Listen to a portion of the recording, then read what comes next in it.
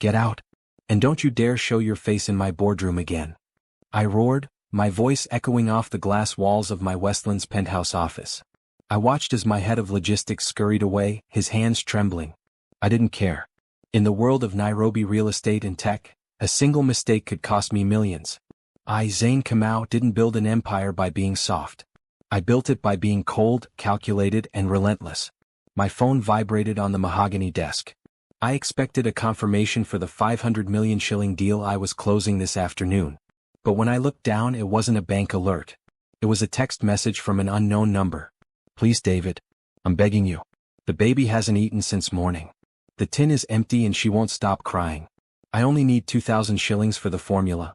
I'll work double shifts at the laundry shop to pay you back next month, I promise. Please don't ignore us again. I stared at the screen, my lip curling in a sneer. Another beggar? Another person looking for a handout in this city of lions? I was about to block the number, but then a second message came through, a photo. It was a grainy image of a tiny, beautiful baby girl with tear-streaked cheeks, clutching an empty, rusted tin of formula. The coldness in my chest stayed, but a flicker of curiosity ignited. I am a millionaire who deals in facts, not emotions.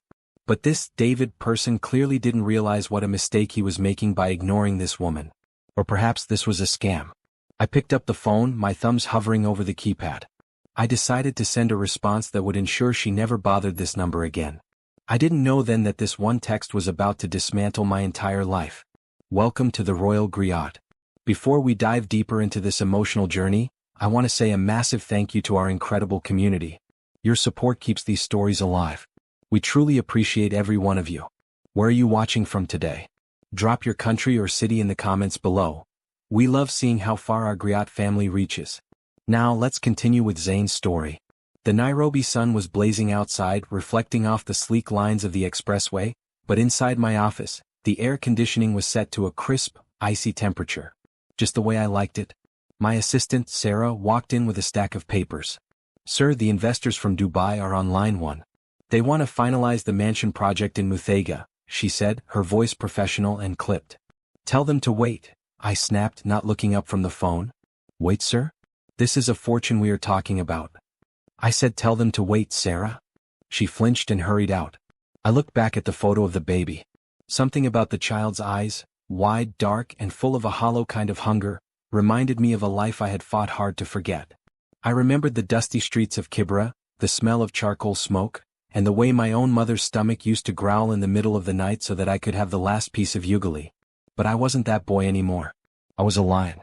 I typed back, you have the wrong number. I'm not David. And I don't give money to strangers who can't manage their own lives. Stop texting me. I set the phone down, face first. I had a boardroom to run. I had a private jet to catch for a meeting in Johannesburg tomorrow. I didn't have time for a struggling single mom who couldn't afford milk. 5 minutes later, the phone buzzed again. My heart hammered against my ribs, an unusual sensation. I picked it up. I'm so sorry. I must have typed the digit wrong. My hands are shaking. Please, sir, I didn't mean to bother a big man like you. I haven't slept in 2 days. My name is Nia. I was desperate. I'll leave you alone.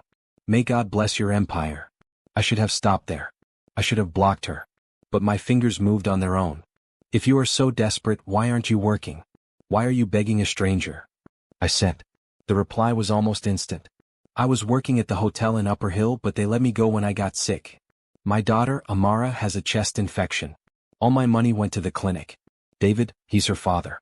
He abandoned us when he saw the hospital bills. He told me we were a burden. I'm sorry, sir. I shouldn't have said all this. I'm just so tired of being alone. Abandoned. The word tasted like ash in my mouth. My own father had been a ghost, a man who left my mother with nothing but a pile of debt and a broken heart. I felt a surge of irrational anger, not at Nia but at this David. I looked at my gold Rolex. In 10 minutes I was supposed to sign a deal that would increase my fortune by nearly 1 billion shillings. And here I was, arguing with a woman who didn't have $20. Sarah. I buzzed the intercom. Yes, Mr. Kamau? Cancel the Dubai call. Reschedule for tomorrow. But sir. Do it. I grabbed my suit jacket and headed for the private elevator. I didn't know why I was doing this. I told myself it was because I hated men who shirked their responsibilities. I told myself I wanted to prove she was a liar. I texted her back. Where are you? Send me your location. Now. She sent a pin. It was in a dilapidated area on the outskirts of the city, far from the gleaming towers of my world. I climbed into the back of my armored limousine. Drive, I told my driver Jomo, and keep the doors locked. As we moved through the traffic of Nairobi, past the colorful matatas blaring loud music and the hawkers selling roasted maize, I felt like I was entering another dimension. We left the paved roads for dusty paths filled with potholes. People stared at the expensive car as if it were an alien spaceship. We stopped in front of a cramped, rusted iron sheet house. The smell of open sewers and burning trash was thick in the air. Wait here, I told Jomo. Sir, it's not safe for you to be out here alone, he warned, his hand near his holster. I'll be fine. I stepped out, my handmade Italian shoes sinking into the mud. I walked toward the door she had described. It was hanging off its hinges. Before I could knock, I heard a sound that pierced right through my cold-hearted exterior. It was the sound of a woman sobbing, not a loud, dramatic wail, but a quiet, broken sound of someone who had reached the end of their rope. Nia? I called out, my voice sounding foreign in this place. The sobbing stopped. The door creaked open and a woman appeared. She was thin, her clothes were faded but clean, and her hair was pulled back in a neat puff. She looked exhausted, her eyes sunken and red. But even in her misery, there was a startling beauty to her, a resilience that reminded me of the sun breaking through a storm. She looked at my expensive suit, my watch, and then at the luxury car parked behind me. Her jaw dropped. You're the man from the phone? She whispered, her voice trembling. I'm Zayne, I said, my voice harsher than I intended. I came to see if you were lying. Just then, from the shadows of the dark room behind her, the baby started to cry, a weak, thin sound that made my chest tighten. Nia's face crumpled. She didn't say a word, she just turned and walked back inside. I followed her into the tiny room. It was barely big enough for the mattress on the floor. There was no furniture, only a single plastic crate with a few baby clothes. On the mattress lay the little girl from the photo. She was pale, her skin hot with fever. Nia picked her up, rocking her back and forth. I'm sorry you had to see this, Mr. Zayne. I'm not a liar. I don't know what to do anymore. I looked at the empty tin on the floor. I looked at the damp walls.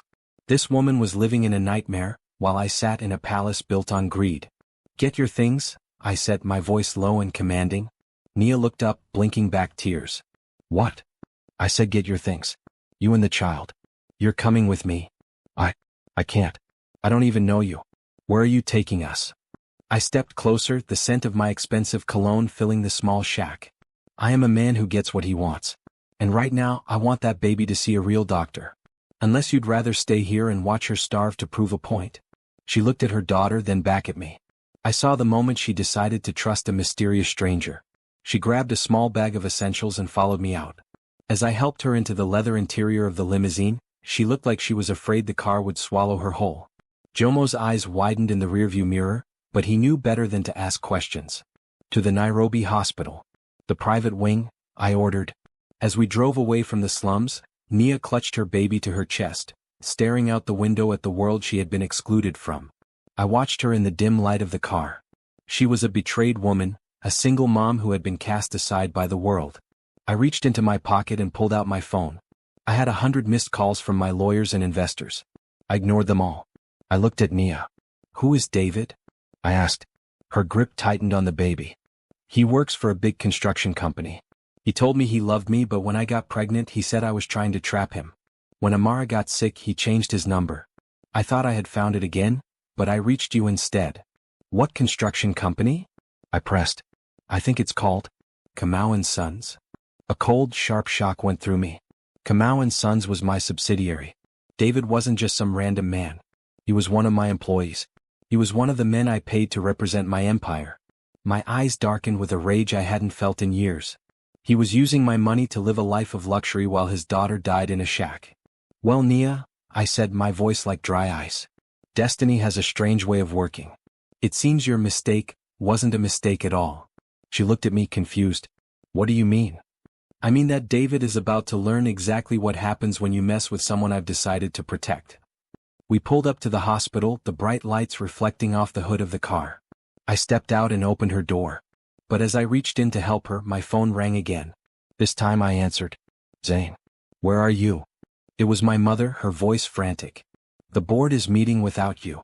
They're saying you've lost your mind, that you're wandering the streets with some woman from the slums. If you don't get here now, they're going to vote to remove you as CEO. I looked at Nia, who was standing on the pavement, looking small and terrified. I looked at the baby, who had finally fallen into a fitful sleep in her arms. If I stayed, I could lose everything I had built. My fortune, my empire, my legacy. If I left, this woman would be back on the street by morning. Zayne? Are you there? My mother pleaded. I looked Nia in the eyes. I'll be right back, I whispered. But as I turned to get back into the car, a black SUV screeched to a halt behind us. 4 men in dark suits stepped out, and I recognized the leader immediately. It was my cousin, Marcus, the man who had been trying to steal my company for years. Well, Zayne, Marcus sneered, pointing a camera phone at Nia and me. Wait until the shareholders see the great Zayne Kamau playing savior to a beggar. This is going to be the shortest career in Nairobi history. Nia shrank back, her eyes wide with terror. Leave her out of this, Marcus, I growled, stepping in front of her. Oh, she's already in it, he laughed. And so are you. You're finished, Zayne. He clicked a button on his phone. Within seconds, my phone began to blow up with notifications. The photo of me, Nia, and the baby in front of the hospital was already going viral. I was a billionaire at the top of the world, and in one single heartbeat I was watching it all crumble. Smile for the camera, Zayne. The king of Nairobi real estate has finally found his queen of the gutters. Marcus's laugh was like the scraping of metal on stone.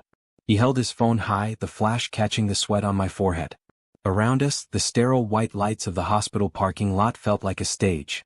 My world was built on optics, on the untouchable aura of a millionaire who was above the common struggle. In one click, Marcus was stripping that away, replacing it with a narrative of scandal and weakness. I didn't move.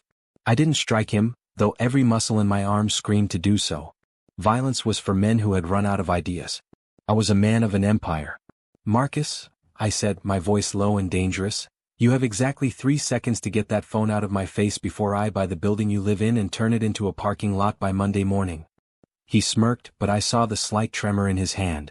He knew I wasn't joking. I had the fortune to make it happen. He lowered the phone, but the damage was done.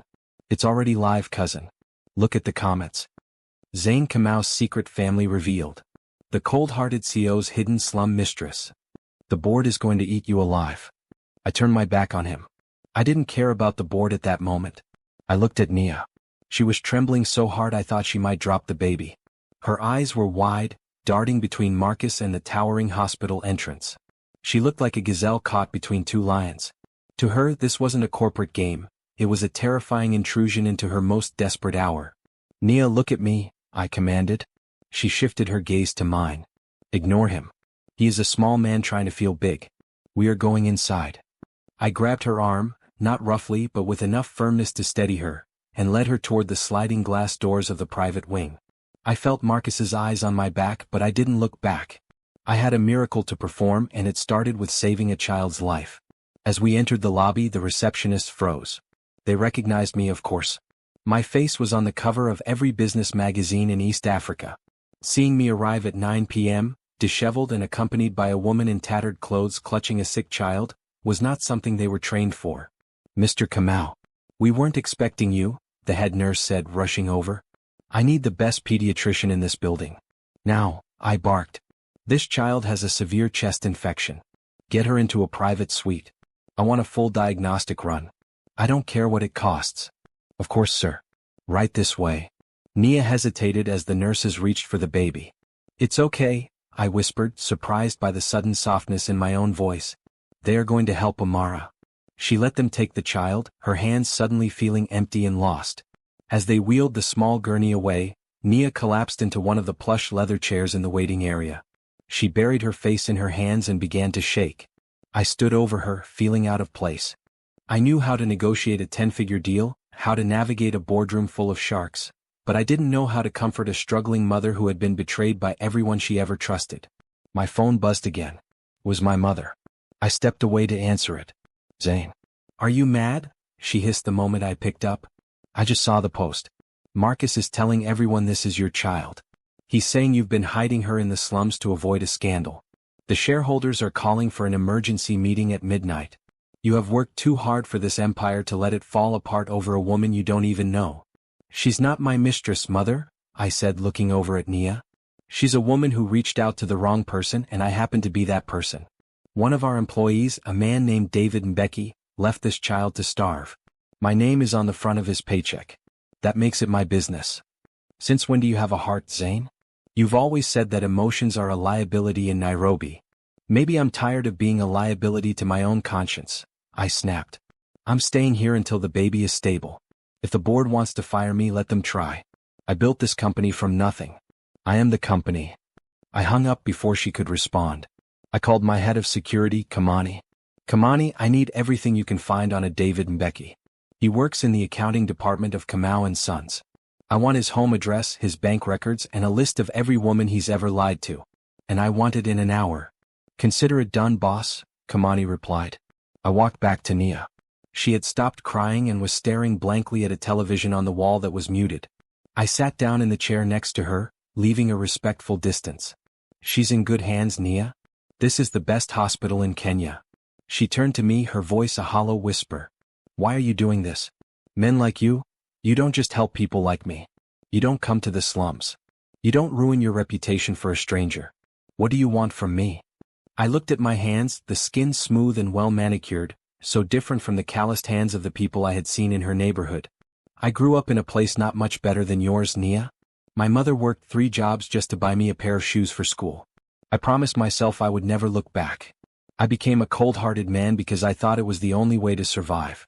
But when I saw that photo of Amara, I realized I had become the very thing I used to hate. A man who looks past the suffering of others because it's inconvenient. She looked at me, searching my face for a lie. She didn't find one. David told me he was a big man. He wore suits like yours. He promised me a new beginning. He said he would take me to a mansion in Runda and we would be a family. But the moment the stick turned blue, he became a ghost. He told me if I ever contacted his office, he would have me arrested for harassment. I believed him. The rage simmered in my gut. David was using my name, my power, to bully a woman he had broken. It was a classic story of power used for evil, and I was the one who had provided him that power. He won't hurt you again, I said. I promise you that. The doctor walked out then, looking tired but relieved.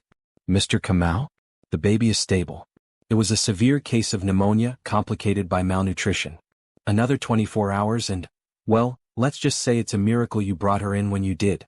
We have her on N4 and oxygen. She's sleeping now. Nia let out a breath that sounded like a prayer. Can I see her? Of course. I followed her to the room.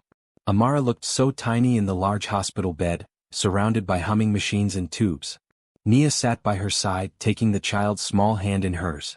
The contrast was staggering, the absolute poverty they had come from and the high-tech luxury of this room. You should rest, I said. I've arranged for a nurse to stay in the room with you. There are clothes and food in the suite next door. I have to deal with some business, but I'll be back in the morning. Thank you, Zayne, she said, using my name for the first time.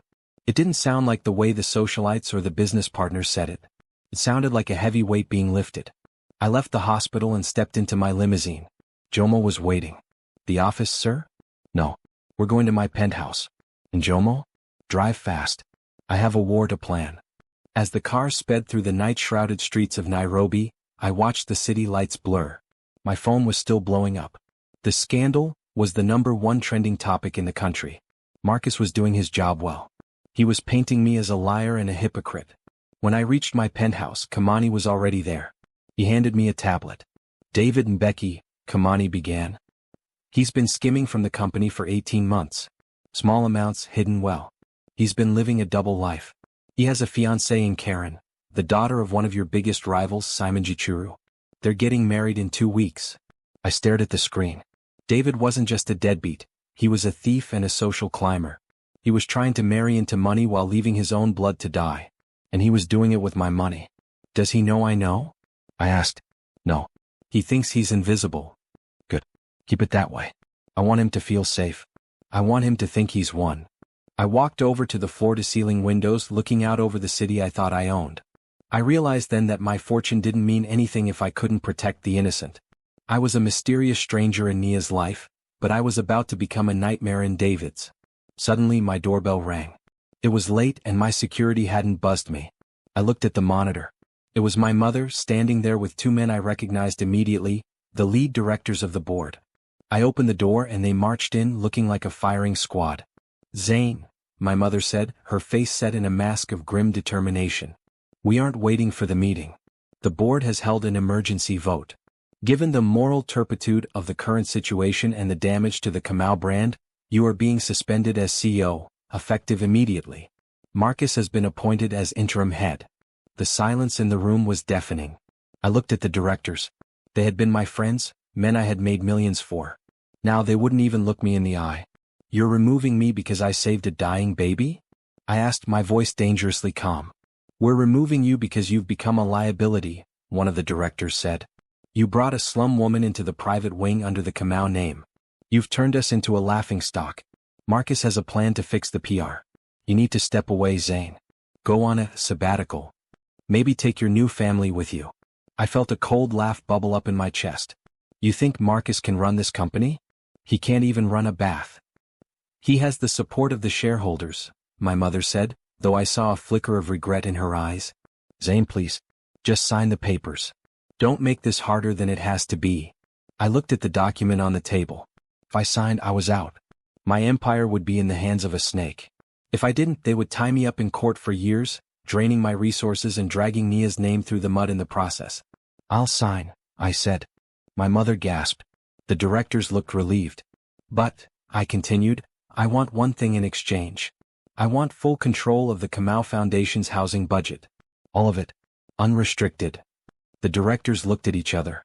The foundation was a tax write-off, a small piece of the company that they didn't care about. "Fine," the lead director said. "If that's what it takes to get you to walk away quietly, it's yours." I signed the papers with a flourish. They took the documents and left, my mother lingering for a moment before I closed the door on her. I was no longer the CEO of Kamau & Sons. I was a man with no title, a tarnished reputation, and a massive amount of charity money. I turned to Kamani. "Is the private jet ready?" "Yes, sir." "Where are we going?" "We aren't going anywhere yet. But I need you to buy a property. Not in my name. In the name of the foundation. It's a mansion in Muthaiga, currently owned by Simon Gichuru. I know he's in debt. Offer him double the market value in cash, but it has to close tonight." "The father of David's fiancé?" Kamani asked, a slow smile spreading across his face. "The very same. If I'm going to lose my company, I might as well enjoy the view from my enemy's front porch." I spent the rest of the night working. I wasn't just a billionaire anymore, I was a man on a mission. I felt a strange sense of freedom. For the first time in 10 years, I wasn't doing something for a profit margin.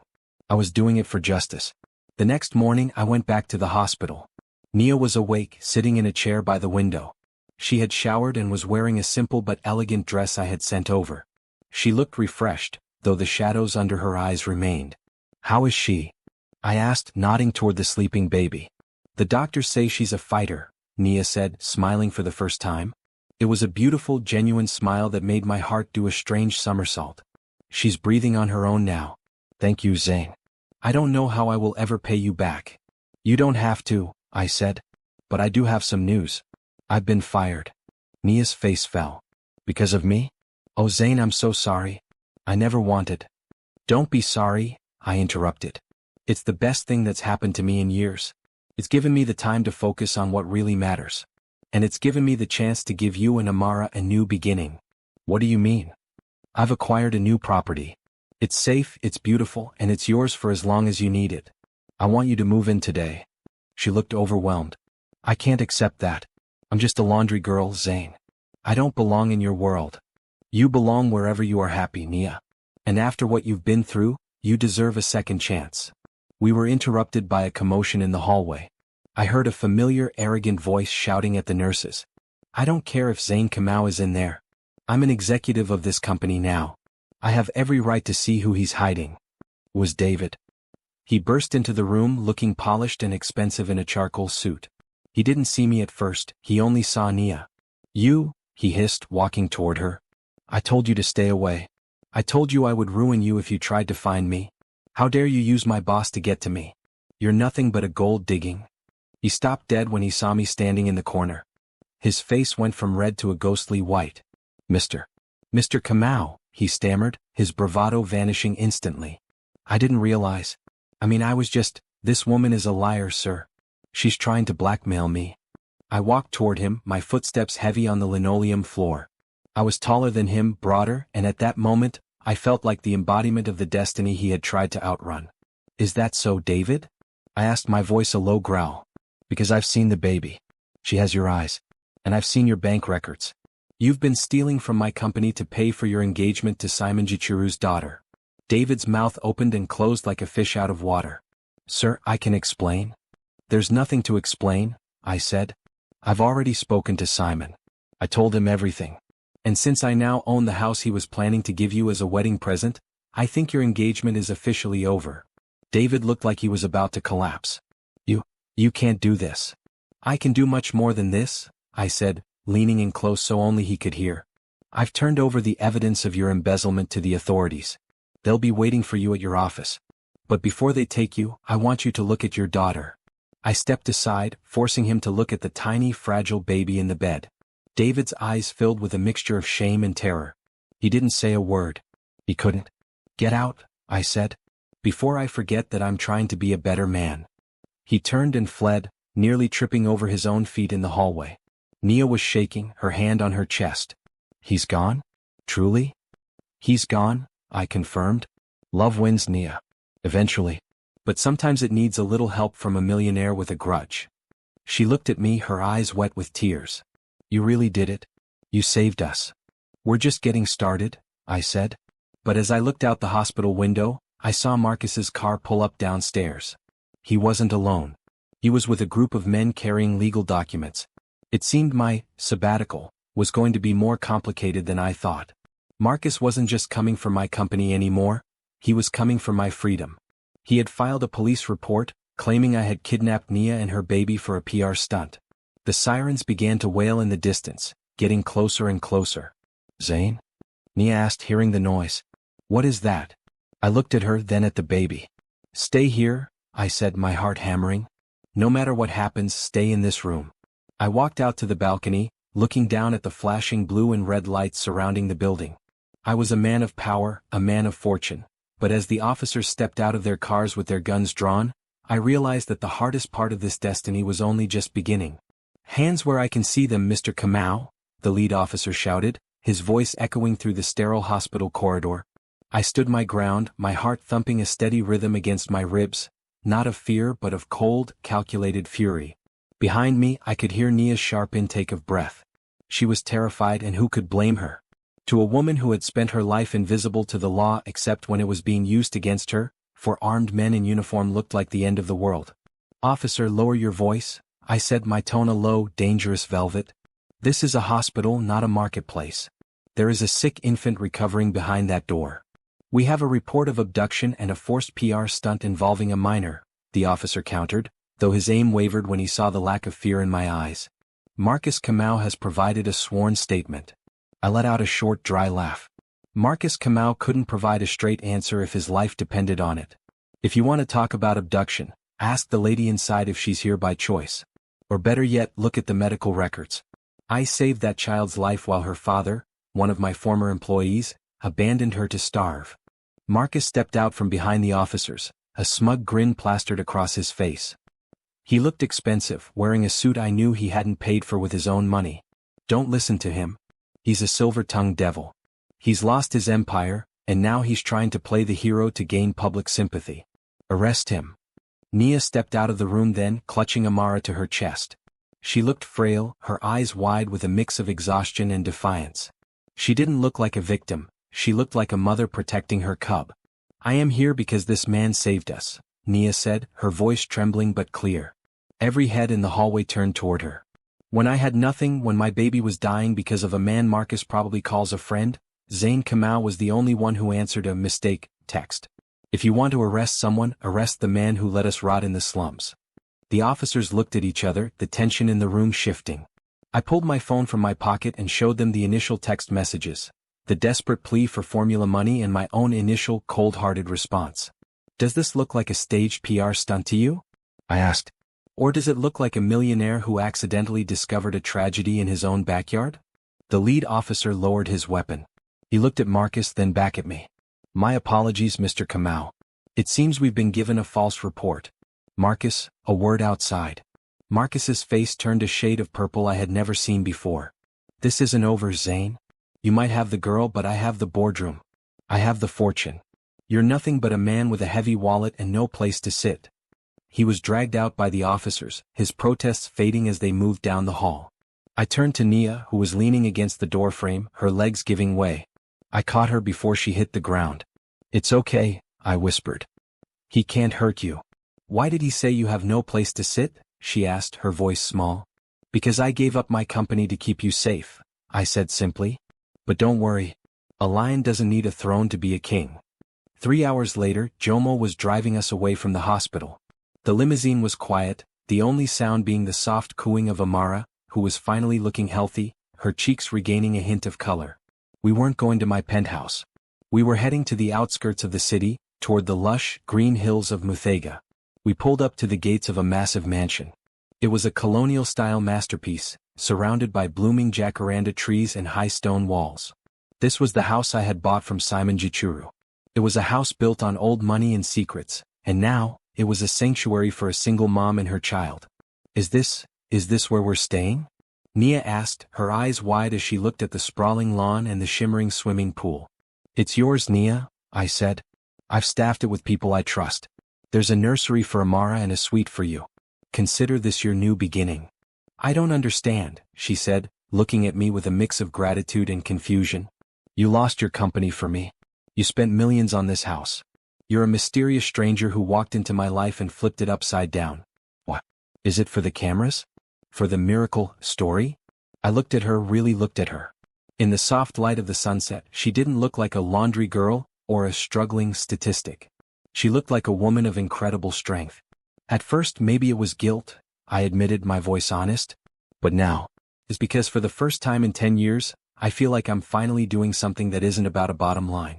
This isn't a PR stunt, Nia. It's destiny. She reached out and touched my hand. Her skin was warm, a sharp contrast to the cold glass and steel I was used to. Thank you, Zayne, for seeing us. The first few days at the mansion were a low, in the best way possible. The chaos of the city felt a million miles away. I spent my mornings on the veranda watching Nia walk Amara through the gardens. I watched her transform. The hollow look in her eyes was replaced by a soft glow of healing. She wore the clothes I bought her with a natural grace, but she still insisted on washing her own teacup and helping the kitchen staff. She couldn't quite let go of the girl who had to fight for every scrap. I, on the other hand, was fighting a different kind of war. From my home office, I watched as Marcus began to dismantle my legacy. He was selling off assets, firing my most loyal managers, and taking high-interest loans to fund his lavish lifestyle. The Kamau empire was bleeding. Sir, Kamani said, entering the office one afternoon, the shareholders are starting to panic. The stock price has dropped 20% since Marcus took over. They are realizing that he's a vulture, not a visionary. Let them panic, I said, leaning back in my chair. A man like Marcus always trips over his own ego. He thinks he's won because he has the keys to the building. He doesn't realize the building is empty without the soul. And David? I asked. He's been formally charged with embezzlement. But he's out on bail. Word is he's been seen meeting with Marcus. They're desperate, boss. Desperate men are dangerous. I nodded, my mind spinning. I knew they wouldn't just let me sit in this mansion and be happy. I was a threat as long as I was breathing. That evening I found Nia in the library. She was reading a book on early childhood development, Amara sleeping soundly in a bassinet next to her. The fireplace was crackling, casting a warm orange glow over the room. It was a scene of perfect unity, the kind of family life I had always mocked as a weakness. You look like you're carrying the weight of the world, Zayne, she said, not looking up from her book. Just some business drama, I lied. She closed the book and looked at me. You're a bad liar for a billionaire. You're worried about the company. You're worried about what they're doing to your name. It's my father's name, Nia. I spent my whole life making it mean something. Now Marcus is turning it into a joke. Names don't make the man, she said softly. You gave me a second chance. You gave Amara a future. That's what your name means to us. Isn't that enough? I walked over and sat on the edge of the mahogany desk. In this city, if you don't have power, you're a target. I want you to be safe, Nia. Always. I feel safe with you, she whispered. I felt a surge of emotion, something I hadn't felt since I was a boy. It was a mix of protective rage and a burgeoning, soft-hearted affection. I wanted to tell her that I was starting to care for her more than I should. I wanted to tell her that she was the miracle I didn't know I needed. But the moment was shattered by the sound of a window smashing in the kitchen. I was on my feet in a second. "Kamani!" I roared. I pushed Nia and the bassinet into a small, concealed panic room behind the bookshelves. "Stay here. Do not open this door for anyone but me or Kamani. Do you understand?" "Zayne, what's happening?" she cried, her face pale with terror. "Just stay quiet," I commanded, clicking the heavy door shut. I grabbed a heavy brass letter opener from my desk, the only weapon I had, and moved toward the hallway. The lights in the mansion flickered and died. We were in total darkness. I heard footsteps, heavy, clumsy boots on the marble floor. These weren't professionals. This was a message. "Zayne. Come out, little billionaire," a voice taunted. I recognized it instantly. It was David. He sounded drunk, his voice high and hysterical. "You think you can take my life? You think you can take my woman and my house? I'm going to burn it all down." I moved through the shadows, my heart racing. I knew this house better than he did. I moved like a ghost, circling around the dining hall. I saw the glow of a flashlight. David was standing in the middle of the room, holding a gasoline can. He looked disheveled, his expensive suit stained and torn. He was a man who had lost his fortune and his mind. "David," I said, my voice appearing to come from everywhere in the darkness. "You're making a mistake." He spun around, splashing gasoline on the rug. "Who's there?" "Zayne. I'll kill you. Marcus said if I take care of you, he'll make the charges go away. He promised." My blood ran cold. Marcus had sent a broken man to do his dirty work, promising a forgiveness he had no power to give. "Marcus is using you, David. Just like you used Nia. He'll let you go to jail for this while he sits in his office and laughs. Is that what you want?" "Shut up. You don't know anything," David screamed, fumbling for a lighter. I stepped into the beam of his flashlight. "I know that if you drop that lighter, you're not just killing me. You're killing your daughter. She's in this house, David. Your own blood." He paused, the lighter hovering over the soaked carpet. For a second I saw a flicker of the man he might have been, the man Nia had once loved. His hand trembled. "Amara? She's here? She's safe. But she won't be if you do this. Drop the lighter, David. Let me help you." "Help me? You ruined me." "You ruined yourself," I said, stepping closer. "But it's not too late to do one right thing. For her." He looked at the lighter, then at me. His eyes were glazed with tears. He looked like he was about to drop it, to surrender. But then the front door burst open. Kamani and the security team swarmed in, their tactical lights blinding us. "Drop it. Now," Kamani shouted. The sudden noise and light snapped David's fragile grip on reality. He panicked. "No. Get back." He didn't drop the lighter, he threw it. The rug ignited in a roar of orange flame. The gasoline caught instantly, a wall of fire erupting between me and the hallway leading to the library. "Nia!" I screamed. The fire spread with terrifying speed, licking at the silk curtains and the old wooden beams. The smoke was thick and black, choking the air. Kamani tackled David to the ground, but I didn't stay to watch. I ran toward the fire. I had to get to the library. I had to get to Nia and Amara. "Sir, it's too hot. You can't go through there." Kamani yelled over the roar of the flames. I didn't listen. I wrapped my suit jacket around my face and dived through the wall of heat. The pain was immediate, a searing agony across my arms and back, but I didn't stop. I crashed through the library door. The room was filling with smoke. I punched the code into the keypad for the panic room. The door swung open. Nia was huddled on the floor, coughing, clutching Amara. When she saw me, her eyes filled with a terrifying relief. "Zayne, you're hurt. We have to go. Now." I grabbed Amara's bassinet in one arm and Nia with the other. The library was already an oven. The exit was blocked by a fallen beam that was fully engulfed in flames. There was only one way out, the balcony. We scrambled out onto the stone terrace. The fire was roaring behind us, the heat so intense it felt like it was melting my skin. Below us, the security team was setting up a ladder. "Take the baby first," I shouted, handing the bassinet to a guard who had climbed halfway up. Nia followed, her hands shaking as she climbed onto the ladder. I waited until she was halfway down before I prepared to follow. But as I turned to grab the railing, I saw a figure standing in the garden below, just outside the reach of the firelight. It was Marcus. He wasn't helping. He was watching. He was holding a phone, recording the entire thing. He saw me looking at him. He didn't look afraid. He looked disappointed. He wanted us to die in that house.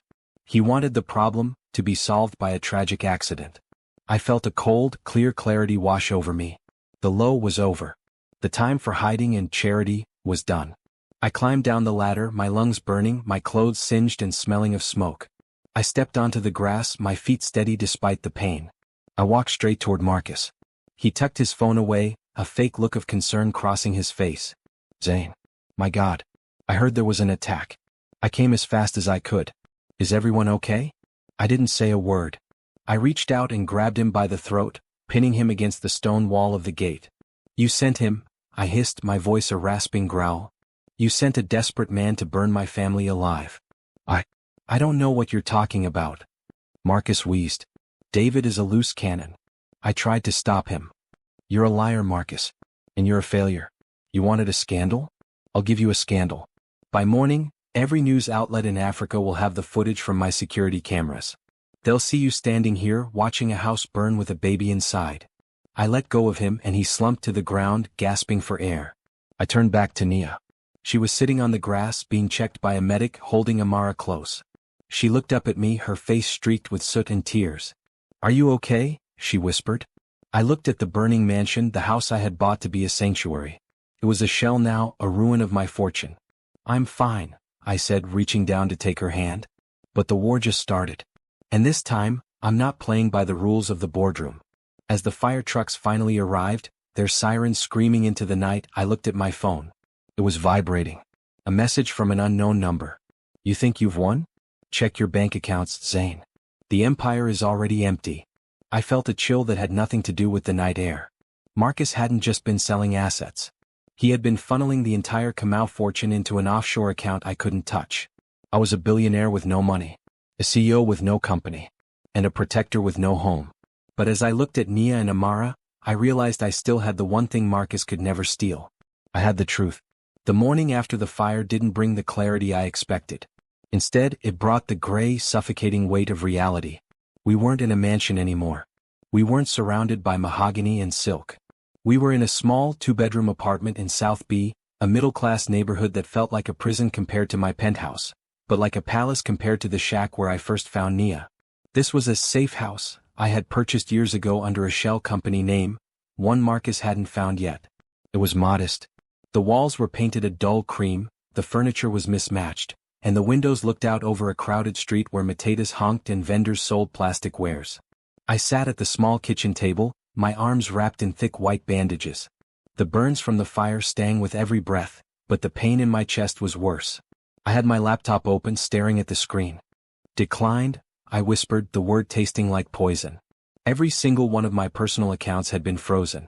My credit cards, the ones that used to buy private jets and five-course meals, were now useless pieces of plastic. Marcus had moved faster than I ever thought possible. He hadn't just stolen the company. He had systematically erased my existence from the financial world of Nairobi. He was using the police report of the fire, the one he had framed as my negligence, as a reason to freeze my assets pending an investigation. I was a millionaire who couldn't buy a loaf of bread. Zayne? You need to eat. Nia walked into the kitchen, carrying a steaming mug of tea and a small plate of buttered toast. She was wearing a simple cotton wrap she had found in the apartment storage. She looked tired, her eyes still shadowed by the trauma of the night, but she moved with a quiet, steady grace. I'm not hungry, Nia, I said, closing the laptop. The doctor said you need to keep your strength up. You lost a lot of blood and your body is trying to heal.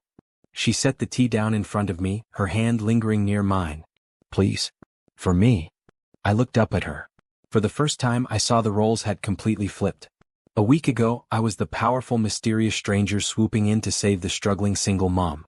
Now, I was the one who was broken and she was the one holding the pieces together. I've lost everything, Nia, I confessed, my voice cracking. The empire, the fortune, the house. I thought I was protecting you, but I've just dragged you into my own ruin. Nia pulled up a chair and sat beside me. She didn't look shocked or angry. She just took my bandaged hand in hers, her touch as light as a feather. You think I care about the money, Zayne? She asked softly. I lived in a shack with a leaking roof and a starving baby. I know what it means to have nothing. But you have something now that you didn't have when you were sitting in that big office. What's that? You have a heart that beats for someone other than yourself. You dived through fire for my daughter. That is a miracle no bank account can buy. I looked away, a lump forming in my throat. I had spent my life building a wall of gold to keep the world out. Now that the wall was gone, I felt exposed, raw, and strangely alive. Marcus won't stop, I warned her. He's going to come after us. He's going to use every lie in the book to make sure I never stand up again. Then we stand up together, she said firmly. You taught me that I wasn't alone. Now it's my turn to teach you. The next few days were a blur of healing and humiliation. I had to learn how to live a life I had forgotten existed. I had to walk to the local duka to buy milk with the small amount of cash Jomo had managed to squirrel away from me. I had to learn how to cook basic meals on a 2-burner stove. I had to listen to the neighbors through the thin walls. But there were moments of pure, unexpected unity. In the afternoons, when the heat of the Nairobi sun was at its peak, I would sit on the worn-out sofa and hold Amara. She was getting stronger every day. Her cough was gone, and she had started to make little gurgling noises that felt like music to my ears. I, the man who used to fire executives for a decimal point error, found myself obsessed with the way she clutched my thumb with her tiny, perfect hand. I was becoming soft-hearted, and for the first time in my life I didn't hate it. One evening, as the rain began to drum a rhythmic beat on the tin roof of the neighboring buildings, Nia sat across from me, braiding her hair. The apartment smelled of ginger and garlic. She was making a traditional Kenyan stew. "Tell me about your mother, Zayne," she said. "You mentioned she worked 3 jobs to keep you in school." I leaned back, the memories flooding in. She was a lioness. She cleaned the houses of the people I now compete with. She used to come home with her hands raw from bleach, but she never complained. She'd sit me down and make me read my books until my eyes burned. She told me the only way out of the mud was through my mind. "She would be proud of you," Nia whispered. "No, she wouldn't. She'd be ashamed that I became so cold that I forgot where I came from. She didn't raise me to be a billionaire. She raised me to be a man. I think I forgot the difference for a long time." Nia walked over and stood behind me, her hands resting on my shoulders. "You're remembering now. That's what matters. This is your second chance, Zayne. Not just at your company but at your life." I reached up and covered her hands with mine. The air between us was thick with something more than gratitude. It was a deep, soul-stirring connection. I realized then that I was falling in love with her, not because she was a victim I had saved, but because she was the only person who had ever seen the real me and stayed. But our peace was short-lived. On the 5th day there was a sharp, rhythmic pounding on the door. Not the polite knock of a neighbor but the heavy, authoritative thud of the law. I stood up, my heart sinking. "Nia, get in the bedroom. Close the door. Zayne. Go." I opened the door to find 2 police officers and a man in an expensive gray suit. I recognized the man. He was Marcus's personal attorney, a shark named Omari. "Mr. Kamau," Omari said, his smile as sharp as a razor. "I see you found quite the charming little hideout. A bit of a step down from Muthaiga, isn't it?" "What do you want, Omari?" I growled. "I'm here to serve you with a court order. And to offer you a deal." He stepped into the apartment without being invited, his nose wrinkling at the smell of the stew. "Marcus is a generous man. He's willing to drop the charges of criminal negligence and embezzlement if you sign a full confession and agree to a permanent exile from Kenya." "A confession? I haven't done anything." "The paper trail says otherwise, Zayne. Marcus has been very busy discovering evidence you left behind. But that's not the main reason I'm here." Omari looked toward the closed bedroom door. "We've also filed a petition for the emergency removal of the minor, Amara. Based on the fact that her mother is currently residing with a fugitive in an unsafe environment, and that the biological father, David Mbeki, has expressed concerns for her safety." My vision went red. David? The man who let her starve? The man who tried to burn her alive? "David is a victim of your manipulation, according to his new statement," Omari said smoothly. "He's retracted his previous claims. He says you coerced him into silence. And with your reputation currently in the gutter, who do you think the judge will believe? A disgraced billionaire or a father who realized his mistakes?" Nia burst out of the bedroom, her face pale with fury. "You will never take my daughter. Never." Omari looked at her with cold, clinical indifference. "Ms. Nia, I suggest you cooperate. If you stay with Mr. Kamau, you will be arrested as an accomplice. If you hand over the child to social services, who will then place her with Mr. Mbeki's family, you might avoid prison." "Get out," I said, my voice vibrating with a quiet, lethal intensity. "Zayne, be reasonable." I said get out. I stepped toward him, my bandaged hands clenched into fists. I didn't have my fortune, but I still had the presence of a man who had commanded thousands. Omari backed away, his smirk faltering. You have 24 hours to sign the confession, Zayne. If you don't, the police will return with a warrant for the child. Think carefully. Is this woman worth your freedom? They left, the heavy thud of the door echoing like a gavel. Nia collapsed onto the floor, sobbing. They're going to take her, Zayne. They're going to give her back to that monster. I can't let them. I'll run. I'll take her and disappear into the bush. I knelt beside her, pulling her into my arms. No one is taking her, Nia. I promise you. I've been playing defense for too long. I've been trying to protect what I have left. But Marcus forgot one thing about lions. What? She sobbed. A lion is most dangerous when he's been backed into a corner and has nothing left to lose. I looked at my laptop. I had no money, no cards, and no company. But I had my mind. And I had a network of people Marcus had stepped on during his rise to the top. I reached for my phone, the burner phone I had been using.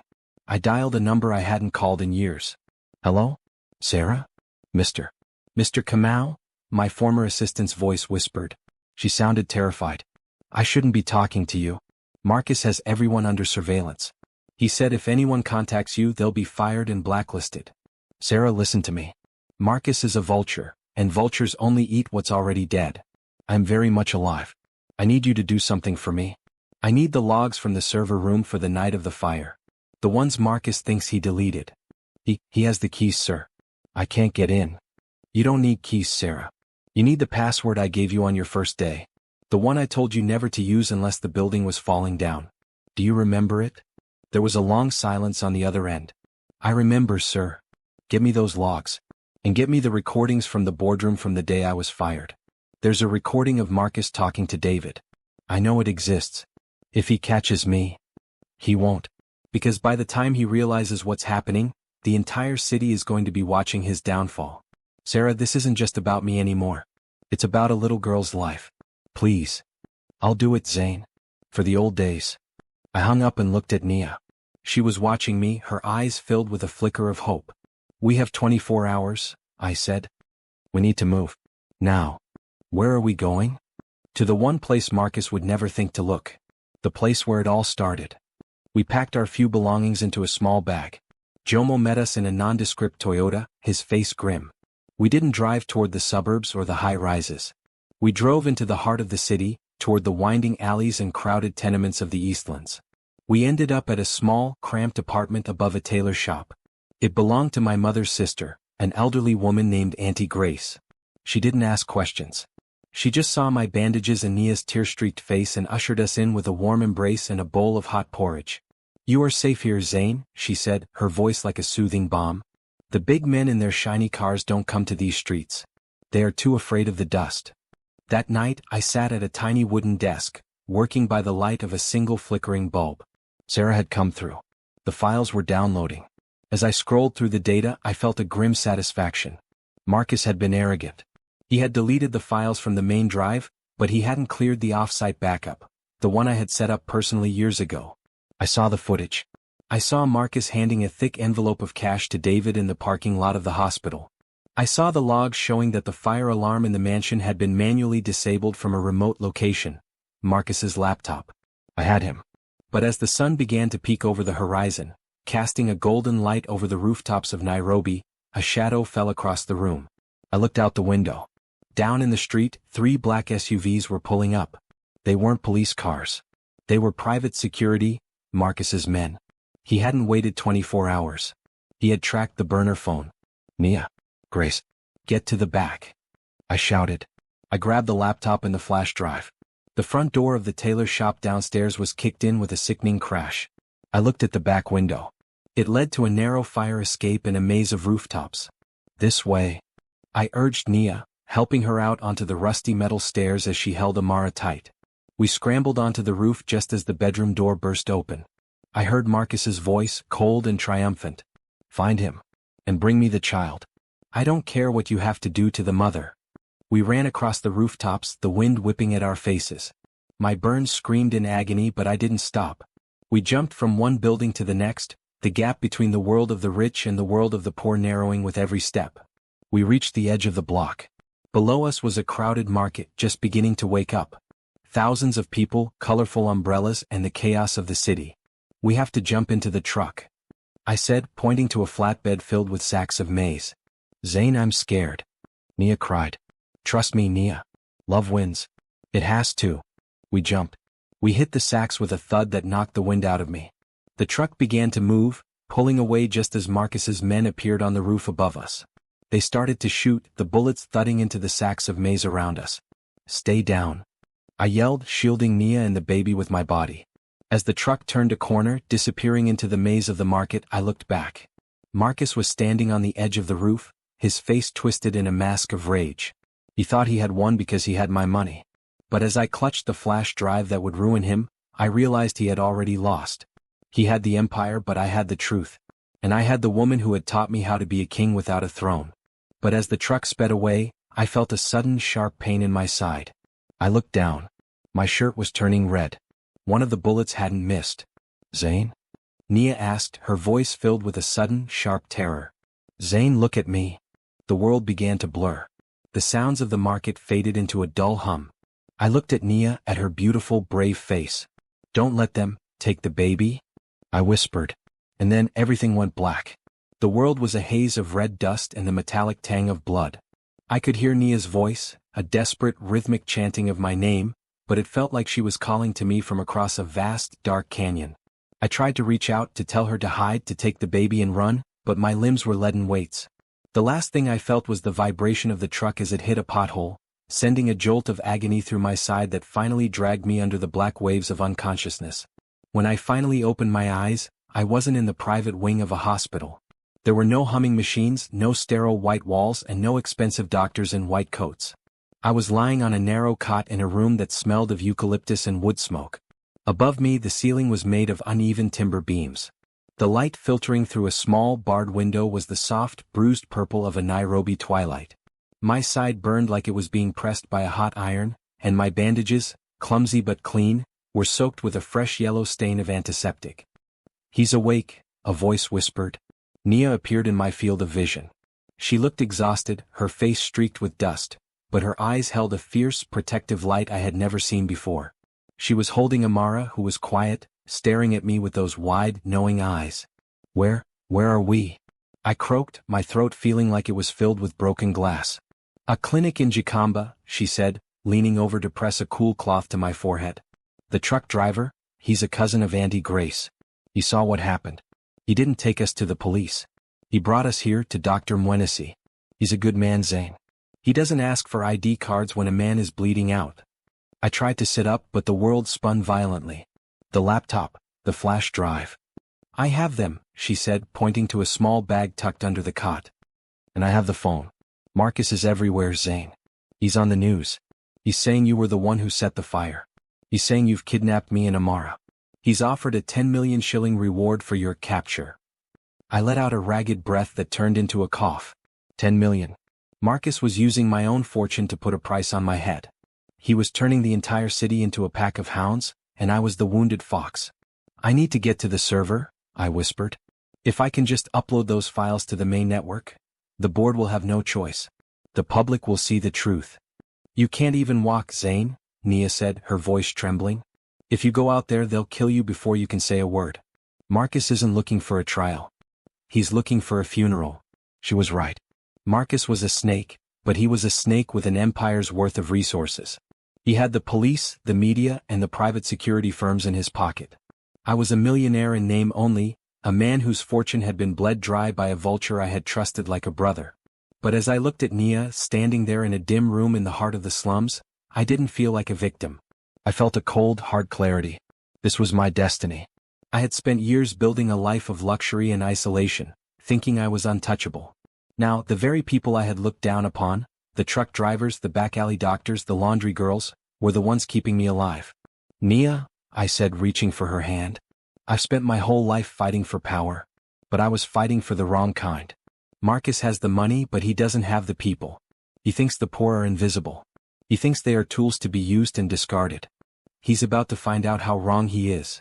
What are you going to do? We aren't going to hide anymore. We're going to the boardroom. Tomorrow is the annual shareholders meeting at Kamau and Sons. It's being televised live from the rooftop of the headquarters. Marcus is going to announce the new direction of the company. He's going to cement his power. You're going there? In your condition? It's suicide. It's not suicide if the whole world is watching, I said. I need you to call Jomo. Tell him to meet us at the back entrance of the market at dawn. Ania, I need you to find a dress. Not a designer one. Something that shows who you really are. The night was a long, agonizing wait. Dr. Mwenesi gave me something for the pain, a bitter herbal tonic that numbed my body but kept my mind sharp. I spent the hours staring at the ceiling thinking about my mother. She used to say that the truth is like the sun, you can try to hide it with a hand but you can never put it out. At dawn the city began to wake. The sound of vendors shouting and the distant roar of traffic filled the air. Jomo arrived in an old, dented van that smelled of onions and diesel. He looked at me with tears in his eyes as he helped me into the back. They said you were dead, boss, he whispered. Not yet, Jomo. Not yet. Nia sat beside me, Amara strapped to her chest. She was wearing a vibrant, beautiful kitenge dress that Auntie Grace had sent. She looked like a queen of the streets, resilient and proud. She held the flash drive in her hand like it was a holy relic. We drove through the heart of Nairobi, past the gleaming skyscrapers and the lush parks. As we approached the Kamau and Sons Tower, I saw the barricades and the heavy police presence. Marcus had turned my building into a fortress. How are we going to get in? Nia asked, her voice tight with fear. We aren't going through the front, I said. The building has a waste management tunnel that leads directly to the service elevators. I designed it that way for security. Marcus probably forgot it even exists. He never liked the smell of trash. We moved through the dark, damp tunnels, the smell of the city's waste thick in our lungs. Every step was a battle against the pain in my side.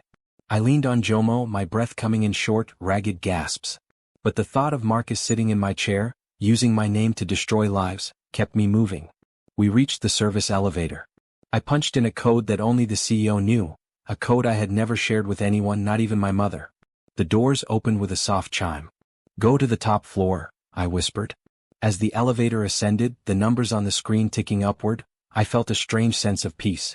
I was a man with nothing left to lose. I had lost my mansion, my private jet, and my fortune. But I had found my soul. The elevator doors opened to the rooftop garden. The sun was high now, casting a brilliant light over the city. A stage had been set up, surrounded by cameras and a crowd of Nairobi's elite. Marcus was standing at the podium, looking every bit the triumphant king. He was wearing my favorite silk tie. And so, Marcus's voice boomed through the speakers, while we mourn the tragic downfall of my cousin Zayne, we must look to the future. A future where Kamau and Sons isn't just a business, but a pillar of the community. A future built on trust restored and the strength of our heritage. He paused for effect, a fake look of solemnity on his face. Zayne was a man of great vision, but he lost his way. He succumbed to the very darkness he claimed to fight. But today we start a new beginning. The only thing you're starting, Marcus, is a prison sentence. My voice wasn't loud, but in the sudden silence of the rooftop, it echoed like a thunderclap. The cameras swung around. The crowd gasped. Marcus froze, his face turning a sickly shade of gray. I stepped out from the shadows of the elevator, supported by Jomo, my shirt stained with blood, my face pale and sweat-streaked. Behind me, Nia stepped into the light, holding Amara. Zayne? Marcus stammered, his grip on the podium so tight his knuckles were white. You're alive? This is a miracle. You've come to turn yourself in? I've come to take my seat, Marcus, I said, walking slowly toward the stage. Every step felt like a knife in my ribs, but I didn't flinch. And I've brought the guest of honor. Get him out of here. Marcus screamed to his security team. He's a dangerous fugitive. He's armed. The security guards moved toward me, but they stopped when they saw Nia. She didn't look afraid. She held up the flash drive. This is the recording from the night of the fire, she shouted, her voice carrying across the rooftop and into the microphones of the live broadcast. This is the proof that Marcus Kamau disabled the alarms. This is the proof that he paid David Mbeki to burn a baby alive in her sleep. The crowd erupted in murmurs. The reporters began to scramble, their cameras zooming in on the small metal drive in Nia's hand. She's lying. Marcus roared, his eyes darting around like a trapped animal. She's a slum girl Zayne paid to ruin me. Guards, seize that drive. But the guards didn't move. They were looking at me. They were looking at the man who had built this company from nothing, the man who had provided for their families for a decade. And they were looking at the woman and child Marcus had tried to murder. The evidence is already being uploaded to the server, Marcus, I said, my voice cold and steady. I sent it from the elevator. By now, every shareholder, every news outlet, and every police station in the country has seen your face in the parking lot of the hospital. They've heard your voice promising David a clean slate for my head. I reached the podium. I looked Marcus in the eyes. The man who had tried to steal my life was now nothing more than a hollow shell of greed. You said you built this company on trust, Marcus, I whispered. But you forgot the most important part of an empire. It's not built on bricks or bank accounts. It's built on the lives you touch. Suddenly the screen behind the stage flickered to life. It wasn't the corporate logo Marcus had planned. It was the grainy, undeniable footage from the hospital parking lot. Marcus handing the cash to David. Marcus standing outside the burning mansion, recording the fire with a smile on his face. The silence that followed was absolute. Marcus let out a low, animalistic groan. He looked at the crowd, at the cameras, and then at the ledge of the roof. For a second I thought he was going to jump. But then the doors to the rooftop burst open. The police, the real police led by the officer from the hospital, rushed in. They didn't go for me. They went straight for Marcus. Marcus Kamau, you are under arrest for attempted murder, arson, and embezzlement, the officer declared, snapping the cuffs onto Marcus's wrists. As they dragged him away, Marcus looked at me, his face twisted in a mask of pure, unadulterated hatred. You'll never be what you were, Zayne. You're broken. You have nothing. I watched him go. I felt no joy, only a profound sense of relief. I looked at the crowd, at the people who had come to witness a coronation and ended up seeing a reckoning. I turned to the microphones. My name is Zayne Kamau, I said, my voice stronger now. And I am the CEO of this company. But today I am not here to talk about profits or expansion. I am here to talk about a woman named Nia. I beckoned her forward. She walked onto the stage, her head held high. Nia taught me that a fortune is worthless if it isn't used to protect those who cannot protect themselves. She taught me that love wins even when the world is on fire. From this day forward, Kamau and Sons will no longer be about building luxury high-rises. We are going to build homes. We are going to build clinics. And we are going to start by making sure that no mother in this city ever has to send a text begging for formula money. The applause began as a ripple and turned into a roar. Nia looked at me, her eyes wet with tears. I reached out and pulled her into a hug, Amara tucked between us. In that moment, surrounded by the ghosts of my old life and the promise of my new one, I realized that I had finally found my mansion. It wasn't made of stone. It was made of unity and trust restored. But as the police led Marcus toward the elevator, a figure emerged from the crowd. It was David. He looked disheveled, his eyes bloodshot. He had a gun in his hand and it was pointed directly at Nia. If I'm going down, you're coming with me, he screamed. The world slowed down. I saw the flash of the barrel. I saw Nia's eyes widen in terror. I didn't think. I dived. The sound of the shot echoed across the rooftop, followed by a scream. I felt a sudden sharp impact in my chest. I hit the floor, the breath knocked out of me. I looked up at Nia. She was standing there, frozen, but there was no blood on her. I looked down. My shirt was turning red again. Not the old blood from the market. New bright red blood. Zayne. Nia screamed, falling to her knees beside me. The police tackled David, but the sound was distant. I looked at the sky, so blue and infinite. I felt a strange warmth spreading through me. Did I save you? I whispered. Yes, Zayne. Yes. Oh God, please stay with me. Help. Someone help. I closed my eyes. I felt a hand on my cheek, a soft, warm hand that smelled of eucalyptus and home. I'm not a cold-hearted man anymore, Nia, I whispered. And then the light of the sun became too bright to bear and I let go. They say when you are dying, your life flashes before your eyes. But as I lay on that rooftop, the cold concrete of the Kamau and Sons headquarters pressing against my back, I didn't see my boardrooms, my private jet, or my mountains of gold. I saw a grainy photo of a baby girl with an empty tin of formula. I saw a woman in a faded cotton wrap standing in the mud, refusing to let the world break her. The sounds of the rooftop, the sirens, the shouting, the frantic footsteps, began to fade into a rhythmic thumping, like a drum beating deep underground. I felt Nia's tears falling on my face, warm and salty. Zayne, stay with me. Look at Amara. Look at her, she cried, her voice cracking. I tried to smile, but my mouth felt heavy. I wanted to tell her that it was okay. I wanted to tell her that for the first time in my life I felt light. The bullet had taken my breath, but it couldn't take the peace I had found in her arms. Don't leave. I whispered, the words barely a breath. Then the world went white. 6 weeks later. The sun was beginning to dip behind the Ngong Hills, painting the Nairobi sky in hues of burnt orange and deep violet.